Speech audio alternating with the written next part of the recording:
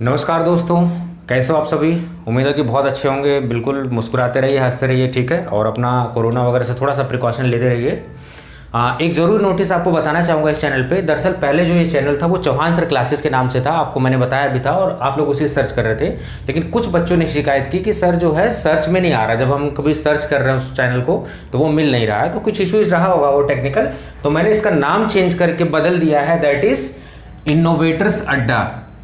Innovators अड्डा। कुछ लोग कह रहे होंगे कि सर ये कैसा अजीब सा नाम आपने रख दिया। देखो ऐसा है, मैं हमेशा इनोवेटिव लर्निंग पे, इनोवेटिव तरीकों पे ही भरोसा करता हूँ और मैं हर स्टूडेंट को मानता हूँ कि एक इनोवेटर है अपने आप में। तो इसी कॉन्सेप्ट को, इसी थीम को थोड़ा सा रखते हुए कि हर बच्चा कुछ सीखे, क्योंकि हर बच्चा यूनिक है, वो अपने आप में एक बिल्कुल इनोवेटर की तरह काम कर रहा है वो। और यहाँ पे इनोवेटिव तरीके से सारी चीज़ आपको सिखाई जा रही है, सारी चीज़ें अच्छे तरीके से सिखाई जा रही है, थोड़ा अलग हट के सिखाई जा रही है। तो इसी वजह से मुझे लगा कि इनोवेटर्स अड्डा जो चैनल नाम का बहुत सही रहेगा, क्योंकि यूनिक रहा। तो ये थोड़ी सी इन्फॉर्मेशन थी। और हाँ, लगे हाथ आपको थैंक यू भी बोलना चाहूँगा कि थैंक यू सो मच। आपने जो है पिछले 2 वीडियोस को काफ़ी सराहा, उसमें जूरिस्प्रूडेंस की वीडियो को भी और आपने कोलॉजी की वीडियो को भी देखा, आपने काफ़ी सराहा उसको। तो जो लोग अभी नए जो बिल्कुल चैनल पे जुड़े हैं वो उस वीडियोस को देख सकते हैं और समझ सकते हैं, सीख सकते हैं क्या क्या सारी चीज़ें हैं। और आज आपके डिमांड पे जो है, मैंने आपसे प्रॉमिस किया था कि मैं सूटिक्स भी इस चैनल पर आपको लाऊंगा। तो मैं इस वजह से एक एक वीडियो आपको ले आता रहा हूँ ताकि आपको पता लगे कि मैं एग्जैक्टली क्या पढ़ाने वाला हूँ और मेरा वे ऑफ पढ़ाने का तरीका क्या है, ठीक है, वो किस तरीके से मैं डील कर रहा हूं। तो चलिए, आपको स्क्रीन ही देख के बिल्कुल लग गया होगा कि क्या एग्जैक्टली हम पढ़ने वाले हैं। तो आज हम सूटिक्स शुरुआत कर रहे हैं, सूटिक्स में भी नोवेल ड्रग डिलीवरी सिस्टम, ठीक है। तो अब सूटिक्स एक बहुत बड़ा ब्रांच है अपने आप में। आप जनरल फार्मेसी भी पढ़ते हो, आप उसमें फार्मा इंजीनियरिंग भी पढ़ते हो, फिजिकल फार्मेसी भी पढ़ते हो, बायो फार्मास्यूटिक्स भी पढ़ते हो, ये सारी चीज़ें इसी के तहत आती हैं बिल्कुल। लेकिन एक आप देखोगे कि अगर उत्तर प्रदेश टेक्निकल यूनिवर्सिटी का कोई स्टूडेंट है तो आपके 7th सेमेस्टर में ये जो है बिल्कुल आपको मिलेगा NDDS के नाम से, नोवेल ड्रग डिलीवरी सिस्टम। तो ये सब्जेक्ट भी है और ये कॉम्पिटिशन पॉइंट ऑफ व्यू से भी बहुत इंपॉर्टेंट है। तो इसको पढ़ना बहुत जरूरी है, क्योंकि आपके यूनिवर्सिटी एग्जाम में भी आ रहा है, जीपैट में भी आ रहा है, ड्रग इंस्पेक्टर के एग्जाम में भी आ रहा है, फार्मासिस्ट के एग्जाम में पूछा जा रहा है।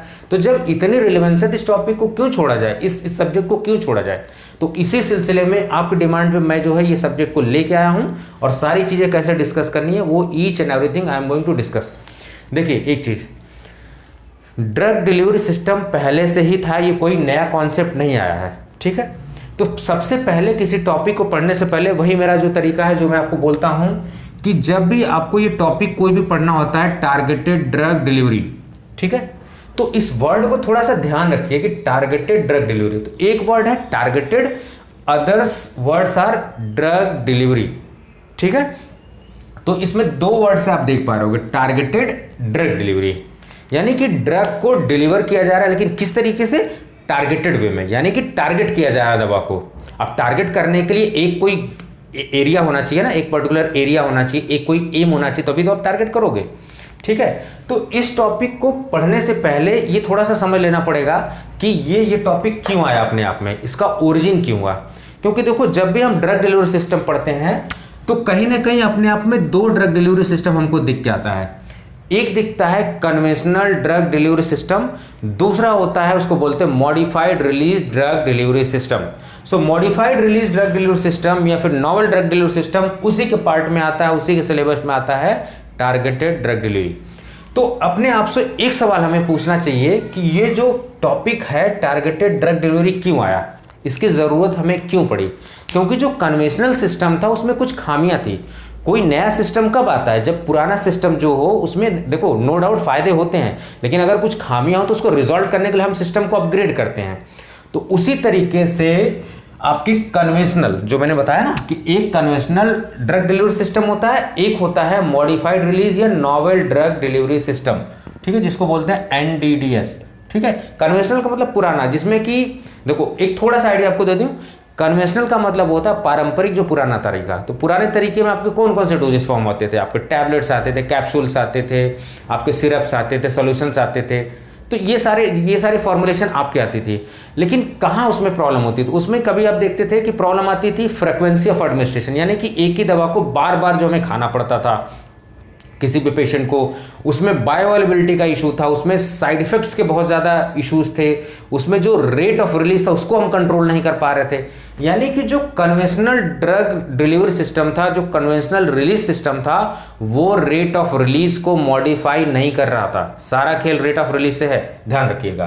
किसका? Rate of release. अभी थोड़ा सा माहौल बना रहा हूं, थोड़ा सा बता रहा हूं, बैकग्राउंड समझना जरूरी है किसी सब्जेक्ट को, because this is going to be the first class. तो ये सब्जेक्ट का रिलेवेंस क्या है, इसको पढ़ क्यों रहे वो थोड़ा सा समझना जरूरी है। तो कन्वेंशनल ड्रग डिलीवरी सिस्टम, जैसे हमने एग्जांपल है पैरासीटामोल, तो अब उसमें क्या प्रॉब्लम आ रही थी, थोड़ा सा बायोअवेलेबिलिटी का भी इशू था, साइड इफेक्ट भी बहुत ज्यादा था। अगर कोई पेशेंट है उसको दिन भर में 1 डोज खाना था तो फ्रीक्वेंसी ऑफ एडमिनिस्ट्रेशन कई बार उसको खाना पड़ रहा था, ठीक है। साइड और जो है पल्सेटाइल रिलीज होता था वहां पे। कहने का मतलब ये है कि एक बार डोज आपने खाया, बॉडी में एब्जॉर्ब हुआ, देखो ऐसे दिखाता हूं आपको, पल्सेटाइल ड्रग डिलीवरी सिस्टम। यहां से दवा आपने खाया, उसको ग्राफ पे दिखाना, यहाँ एब्जॉर्ब हुई, दवा मैक्सिमम पहुंची, फिर बॉडी में एलिमिनेट हो जाएगी। फिर आपको क्या करना पड़ेगा, यहाँ से दूसरा डोज लेना पड़ेगा, फिर ये मैक्सिमम जाएगी, फिर एलिमिनेट हो जाएगी। तो इसी को बोलते हैं फ्रीक्वेंसी ऑफ एडमिनिस्ट्रेशन, यानी कि एक दवा को कितनी बार आप बॉडी में ले रहे हो। तो कन्वेंशनल सिस्टम में कुछ खामियां थी, तो उन खामियों को दूर करने के लिए मैं इसको क्या करता हूं, आप 1 मिनट जरा, ये जो खामियां थी, इन खामियों को दूर करने के लिए हम कौन सा सिस्टम लेके आए, मॉडिफाइड रिलीज सिस्टम या novel drug delivery system.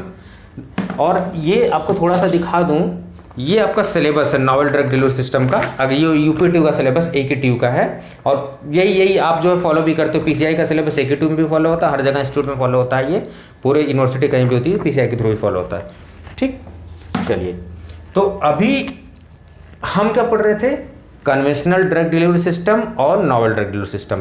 Conventional क्या होता है कि कन्वेंशनल ड्रग डिलीवरी सिस्टम में रेट ऑफ रिलीज पे कोई इफेक्ट नहीं होता। यानी जैसे एग्जांपल ले लीजिए पैरासीटामोल, तो पैरासीटामोल खाया आपने, एक टाइम बॉडी जितने टाइम में उसको डिसइंटीग्रेट होना है, जितने टाइम में रिलीज होना है वो रिलीज हो जाएगी। You are not going to control the rate of release, you are not going to modify the release pattern of paracetamol tablet, so it is going to come under the what, conventional drug delivery system. While as in case of novel drug delivery system, we are just modifying the rate of release of system. तो इसके अंदर बहुत सारे आपके आ जाएंगे, delayed release system, sustained release system, controlled release system, extended release system. So these systems are going to come under what? Novel drug delivery system. और मैंने आपको बता दिया कि novel drug delivery system क्यों आया, क्योंकि conventional drug delivery system में कुछ खामियां थी, उसको रिजॉल्व करने के लिए novel drug delivery system आया।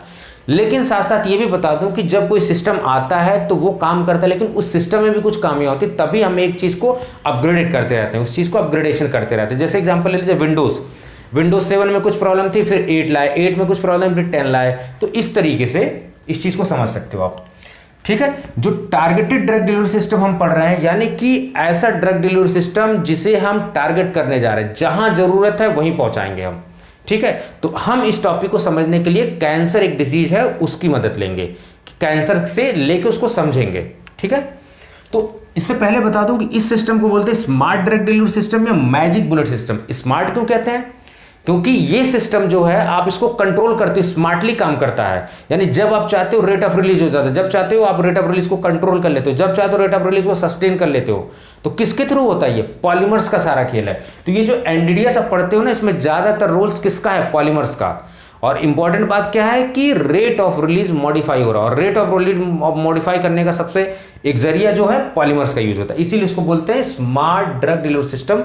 और दूसरा वर्ड मैंने लिखा हुआ magic bullet system, magic bullet system. अब बुलेट सिस्टम क्या होती है, बुलेट कहां होती है, बंदूक से फायर होती है और जाके एक टारगेट पे हिट होती है। यानी कि एक बंदूक होती है, उसके अंदर गोली होती है और जाके टारगेट पे फिट करना होता है। उसी तरीके से ये टारगेटेड ड्रग डिलीवरी सिस्टम भी एक टारगेट होता है, एक बॉडी का कोई ऑर्गन होता है। जैसे बंदूक से आप एग्जांपल समझो, बंदूक आप रन करते हो तो बंदूक होती है, बंदूक के अंदर गोली होती है और वो गोली कहां होती है, हिट होके जाके वो होती है टारगेट पे। उसी तरीके से यहां पे बंदूक क्या है, यहां पे बंदूक क्या है, पॉलीमर्स या कैरियर, और गोली क्या है, ड्रग। यानी कि किसको जाके लगना है टारगेट पे, गोली को जाके, और किसको बाइंड होना है टारगेट पे, ड्रग को। तो यहां पे जो गोली की बात मैं कर रहा हूं वो कौन सा मॉलिक्यूल है, ड्रग। और जो बंदूक किसका काम कर रही है, उसको फेंकने का काम कर रही है, वहां तक पहुंचाने का काम करे, that is acting as a drug carrier. समझ गए। उसके बाद टारगेट क्या आपका है, चाहे वो ब्रेन सिस्टम हो, चाहे वो रेटिकुलोएंडोथेलियल सिस्टम हो, चाहे वो लंग सिस्टम हो, कोई भी सिस्टम हो, पल्मोनरी सिस्टम हो, वहां पे आपको काम करना होता है इसको। अब इसको अगर डेफिनेशन इसके लिखना हो तो आप डेफिनेशन क्या लिख सकते हो, ठीक है। यानी टारगेटेड ड्रग डिलीवरी सिस्टम का क्या मतलब होता है। टारगेटेड ड्रग डिलीवरी सिस्टम कहता है कि स्ट्रेटजी है एक for selective delivery of therapeutic agents. ये वर्ड ध्यान रखिए, selective delivery of therapeutic agents. यानी कि टारगेटेड ड्रग डिलीवरी सिस्टम एक अप्रोच है, एक टेक्निक है, एक स्ट्रेटजी है जिससे हम क्या करते हैं, किसी भी थेरेपेटिक एजेंट को सेलेक्टिव टारगेट पे उसको टारगेट करते हैं। तो डेफिनेशन आपकी बन गई, ज्यादा रट्टा मारने की जरूरत नहीं है, चीजों को बहुत समझो, थोड़ा सा समय देके पढ़ो, समझो इसको। और आई एम श्योर कि अगर आप समय देते हो, वीडियो पूरा देखते हो, तो बिल्कुल समझोगे इस चीज को, इसलिए पूरा वीडियो देखा करो आप ध्यान से। ठीक, चलो ये तो आप समझ गए, इसका कॉन्सेप्ट क्या है, ये सारी चीजें समझ गए। अब देखो इस पूरे टारगेटेड ड्रग डिलीवरी सिस्टम में जो हमें पढ़ना है वो क्या क्या पढ़ना है, ये यूनिट जो है वो क्या क्या कहती है। वो कहती है कि हमें कॉन्सेप्ट पढ़ना जरूरी है। यानी कॉन्सेप्ट किसका, टारगेटेड ड्रग डिलीवरी सिस्टम का। Smart drug delivery system, magic bullet system किसे कहते हैं, कन्वेंशनल सिस्टम किसे कहते हैं, नॉवेल ड्रग डिलीवरी सिस्टम किसे कहते हैं। ये कॉन्सेप्ट है, इन सबको क्लियर होना चाहिए कि सस्टेन्ड रिलीज क्या होता है, डिलेड रिलीज क्या होता है। ये आगे के चैप्टर में धीरे धीरे क्लियर करता जाऊंगा आपको, ठीक है। उसके बाद इसका अप्रोच क्या हो सकता है, तरीका क्या हो सकता है। यानी टारगेटेड ड्रग डिलीवरी सिस्टम जो बनाओगे तो उसके लिए कोई तरीका होगा ना, कोई आपके मन में टेक्निक होगी, कोई आपके मन में आइडिया होगा, उस आइडिया से आप टारगेट करोगे, तो उसे बोलते हैं दैट इज अप्रोचेज। तो अप्रोचेज में दो चीजें हमें पढ़नी होती है, एक्टिव टारगेटिंग, पैसिव टारगेटिंग। यानी टारगेटिंग भी दो तरीके से होती है, एक्टिव तरीके से होती है, पैसिव तरीके से होती है, ये भी बताऊंगा, अभी डिस्कस करूंगा। उसके अलावा होती है प्राइमरी, सेकेंडरी, टर्शियरी टारगेटिंग। ये सारी चीजें अभी सिलेबस बता रहा हूं आपको। उसके बाद एडवांटेजेस एंड डिसएडवांटेजेस किसके पढ़ने हैं, टारगेटेड ड्रग डिलीवरी सिस्टम के क्या क्या एडवांटेजेस हो सकते हैं, what can be the disadvantages of targeted drug delivery systems. उसके अलावा हमें कैरियर्स के बारे में पढ़ना है, कैरियर्स जो उसके वाहक हैं, जो ले जाने वाले हैं। जैसे मैंने आपको एग्जांपल दिया, बंदूक, गोली और टारगेट का, तीन चीजें हैं। तो मेन काम किसका है, गोली का है। गोली को कहां हिट होना, टारगेट पे। तो टारगेट क्या है, कोई भी इंसान हो सकता है, कोई भी जानवर हो सकता है, कोई भी बंदा हो सकता है, तो वो टारगेट है। लेकिन लगना किसको, गोली को। तो टारगेट यहां पे क्या रहेगा, हमारा बॉडी सिस्टम। जैसे गोली के लिए एक टारगेट होता है, वैसे हमारे इस सिस्टम के लिए, टारगेटेड डिलीवरी सिस्टम के लिए एक टारगेट होगा। तो वो ब्रेन हो सकता है, वो पल्मोनरी सिस्टम होता है, वो reticuloendothelial, whatever the systems inside the body it can be, ठीक है। उसके अलावा जो बंदूक है वो कौन काम कर रहा है, बंदूक का काम कौन कर रहा है, कैरियर। यानी कि उसको कैरियर क्या करेगा, ले जाएगा। फोर्स कौन दे रहा है बंदूक में गोली चलाने के लिए, गोली चलाने के लिए फोर्स कौन दे रहा है, बंदूक। तो बंदूक कौन है, कैरियर। और गोली क्या है, आपका ड्रग मॉलिक्यूल्स, ठीक है। तो अभी आपको कैरियर समझना पड़ेगा। कैरियर्स में liposomes, niosomes, nano particles, monoclonal antibodies, ये चारों टॉपिक बहुत इंपॉर्टेंट हैं और जीपैट वगैरह में बहुत ज़्यादा ये पूछे जाते हैं। यूनिवर्सिटी एग्जाम में तो पूछे जाते हैं। जो बंदे फार्मा करने वाले, पीएचडी करने वाले, उनके लिए बहुत इंपॉर्टेंट टॉपिक ये बन जाता है, ठीक है। Because these systems are very recent system और इन पे काम बहुत ज़्यादा रिसर्च हो रहा है। तो ये सिस्टम हमें थोड़ा सा डिटेल में एक एक करके हम पढ़ेंगे, आप परेशान मत होइए। चलिए, ये तो हमने एक ओवरव्यू सार समझ लिया। अब हम अपने मेन कॉन्सेप्ट को समझते हैं कि exactly how we can proceed, इस सिस्टम को, इस टारगेटेड ड्रग डिलीवरी सिस्टम को पढ़ने कैसे चाहिए। अब टारगेटेड ड्रग डिलीवरी सिस्टम का कॉन्सेप्ट मैंने क्या कहा कि टारगेटेड ड्रग डिलीवरी सिस्टम एक स्ट्रेटजी है जिसमें थेरेपेटिक एजेंट को एक पर्टिकुलर टारगेट पे बाइंड करा रहे हो। और वो टारगेट किस पे बाइंड करा रहे हो, जिसपे कि ड्रग मॉलिक्यूल्स का उस टारगेट के साथ एफिनिटी हो, सेलेक्टिविटी हो, ठीक। तो अब ये सिस्टम हमने समझ लिया क्यों आया है सिस्टम। तो अब इसके थोड़ा फायदे नुकसान, इसके एडवांटेजेस और डिसएडवांटेजेस थोड़ा समझते हैं इस सिस्टम के। तो इसको समझने के लिए हमें कैंसर एक बीमारी है, उसका थोड़ा सा हेल्प लेना पड़ेगा। अब जैसे मैं आपको एग्जांपल बताऊं, ये जितना लिखा हुआ है आपके लिए लिखा हुआ है कि ताकि आप स्क्रीनशॉट लेके पॉइंट लिख सको। मुझे सारे कॉन्सेप्ट क्लियर है, मैं बस पॉइंट्स का कोई पॉइंट्स भूल ना जाऊं। तो अभी देखो, जैसे कैंसर होती है, तो कैंसर में क्या प्रॉब्लम होती है, कैंसर क्या है, कैंसर में अनकंट्रोल्ड सेल डिवीजन हो जाता है। यानी एक जगह कैंसर हुआ, एक ऑर्गन पे हुआ तो कुछ दिन बाद जो फैल के पूरे बॉडी सिस्टम में होने लगता है। तो हमारी क्राइटेरिया क्या होती है, उसको हमको अनकंट्रोल्ड सेल डिवीजन को रोकना है। तो उसको रोकने के लिए हम 2 से 3 टेक्निक अपनाते हैं। क्या, एक तो फर्स्ट टेक्निक हम केमोथेरेपेटिक एजेंट, जिसमें कि एंटीबायोटिक्स होती है, उसको यूज करते हैं।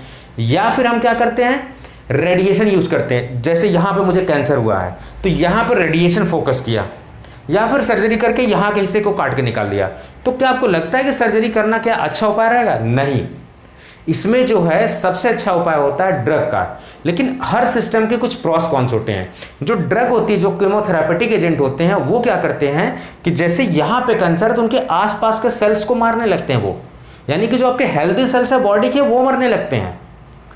और उसके अलावा जो रेडिएशन होता है, तो रेडिएशन का एक सेल पे तो आप टारगेट कर नहीं सकते, पूरे एरिया पे आप टारगेट करोगे तो अगल बगल की सेल भी लपेटे में आएगी बिल्कुल।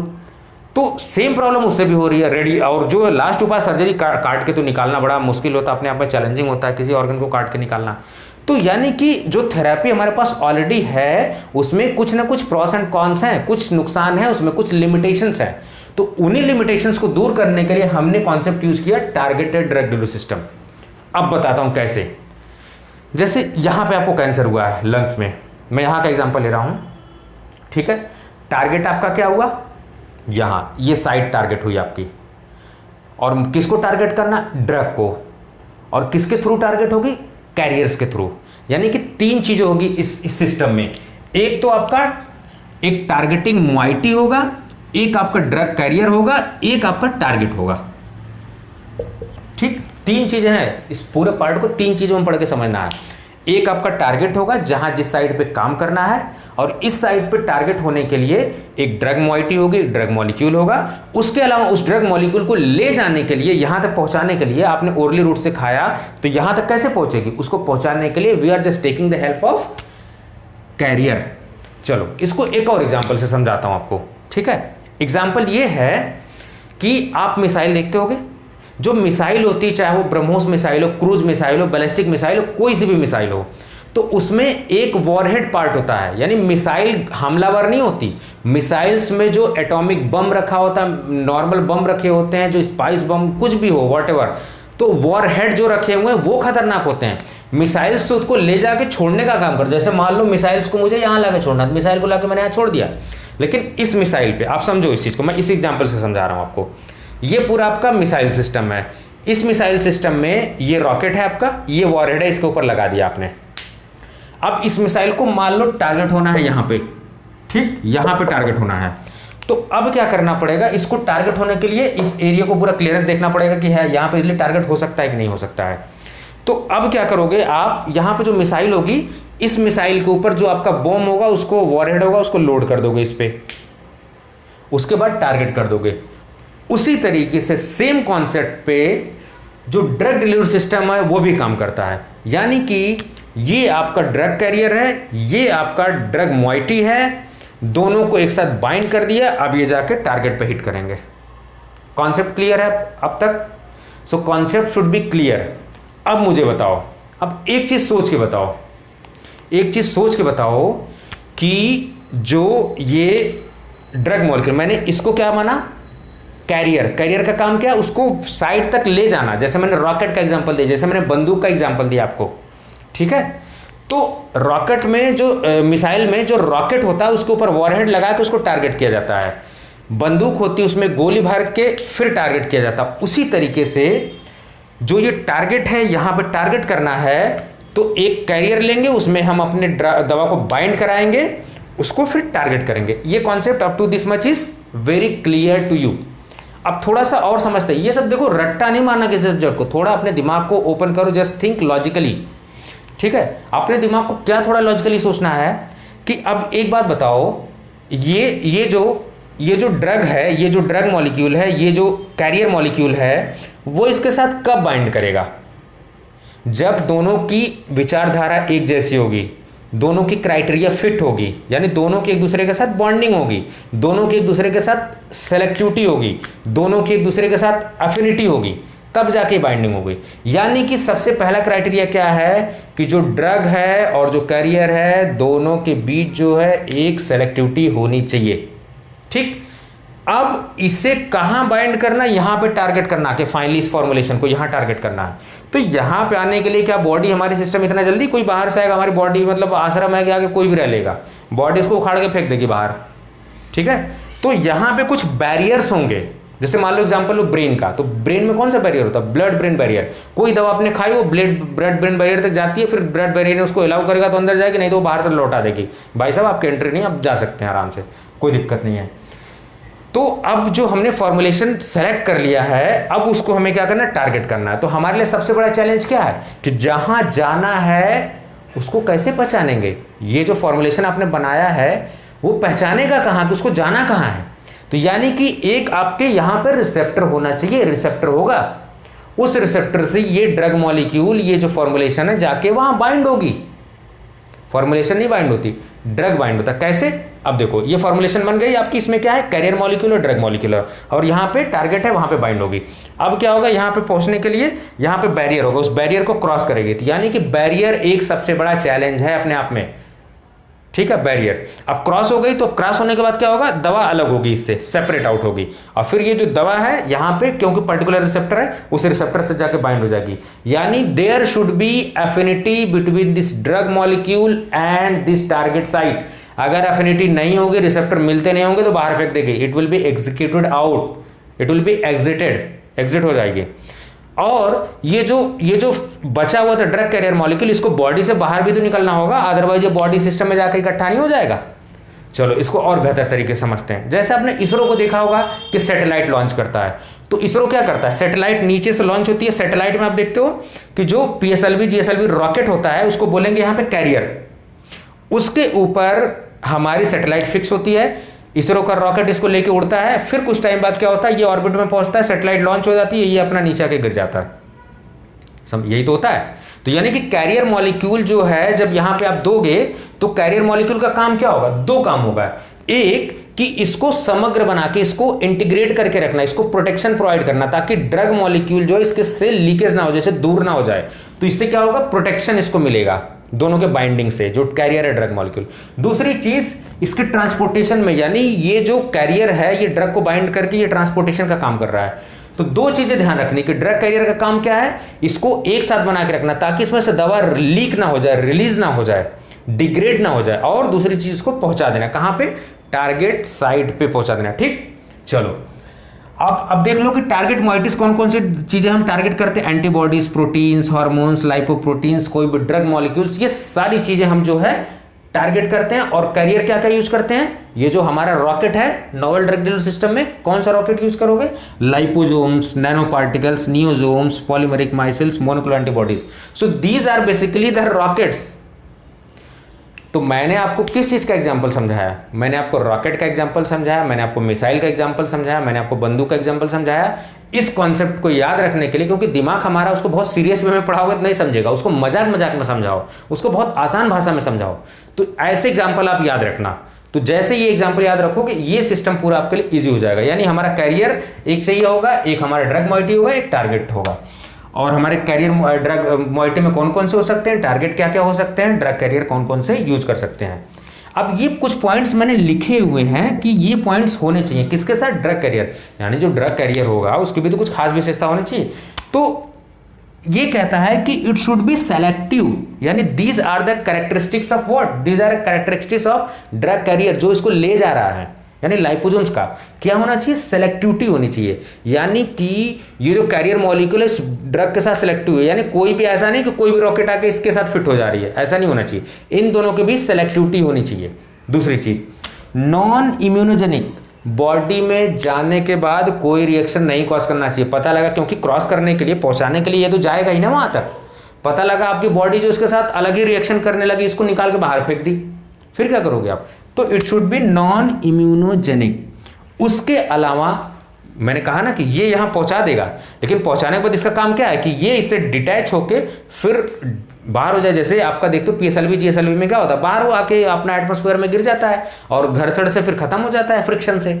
तो अभी ये क्या होना चाहिए? यहां तो फ्रिक्शन लग नहीं रहा बॉडी में, अंदर पेट के अंदर, तो ये क्या होना चाहिए? बायोडिग्रेडेबल होना चाहिए। ऐसे पॉलीमर से, ऐसी चीज से बना होना चाहिए कि जीआईटी मीडियम में जैसे यहां पर ड्रग रिलीज करे, जीआईटी मीडियम आने के बाद अपने आप खत्म होकर पेशाब के रास्ते बाहर हो जाना चाहिए। It should be biodegradable in nature. उसके बाद cross the blood brain barrier या cross the any barrier of body, यानी कि इसके अंदर ऐसी खासियत होनी चाहिए कि ये जहां पे हमें ले जाना है वहां तक पहुंचा ले। पता लगा ले गए, दरवाजे तक छोड़ के चला है, दवा वहां पहुंची नहीं, ऐसा नहीं होना चाहिए, पूरा अंदर उसको ले जाके पहुंचाना है, सुरक्षित छोड़ के आना है दवा को कि भाई अब तुम काम करो, मेरा काम खत्म हो गया, अब मैं जा रहा हूँ बायोडिग्रेड होने। समझ गए? यानी कि क्या होना चाहिए, 4 पॉइंट्स याद रखिए। इसके अलावा भी बहुत कैरेक्टरिस्टिक आपको दुनिया भर किताबों में बातें लिखी होंगी, लेकिन ये 4 पॉइंट आपको हमेशा याद रखने हैं। सेलेक्टिविटी क्यों होनी चाहिए, दोनों की भी सेलेक्टिविटी होनी चाहिए, तभी तो एक दूसरे को बाइंड करेंगे, तभी तो एक दूसरे की रक्षा करेंगे, एक दोनों की भावनाओं को ख्याल रखेंगे, एक दूसरे के लिए ढाल का काम करेंगे, अदरवाइज ये दोनों सेपरेट आउट हो जाएंगे। अरे इंसान ही है यार, दो इंसानों के बीच मतभेद हो जाता, विचार नहीं मिलते तो उनके बीच बॉन्डिंग कहाँ होती है? तो दोनों के बीच बॉन्डिंग होनी जरूरी है, इस तरीके समझो। उसके बाद अब यहाँ पहुंच गया तो यहाँ अलग रिएक्शन नहीं हो जाए, क्योंकि हमारी बॉडी का एक नेचुरल डिफेंस मैकेनिज्म होता है, वो किसी भी अरे गहरे फालतू चीज को अलाउ नहीं कर देता, चेक करता है कि हमारे काम का ही, मेरे एरिया का या अलग एरिया का, अलग एरिया का मार्ग भगा देगा उसको। समझ गए? तो उसको बोलते हैं नॉन इम्यूनोजेनिक रिएक्शन होना चाहिए, पहुंचने के बाद बायोडिग्रेडेबल होना चाहिए, क्रॉस करना चाहिए बैरियर्स को जितने भी बॉडी में, ये आपकी खास विशेषता इसकी है। और ये सारे एग्जाम्पल्स हैं ड्रग में क्या क्या हम दे सकते हैं। ठीक, इतना समझ में आ गया होगा। अब समझते हैं कि ये जो सिस्टम हम यूज कर रहे हैं, फायदे क्या होने वाले, नुकसान क्या होने वाले।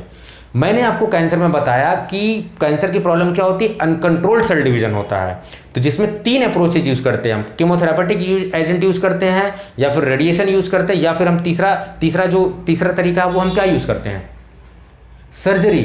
लेकिन तीनों तरीके में अपने आप सर्जरी हम कर नहीं सकते इतना जल्दी, वो लास्ट स्टेज होना चाहिए। रेडिएशन में प्रॉब्लम है कि जो है हमारी नॉर्मल सेल भी मर रही है, वो बताओ। तो इन सारे सिस्टम में कुछ खामियां हैं, तो क्यों ना हम ऐसा सिस्टम लाएं कि इन खामियों को दूर किया जाए।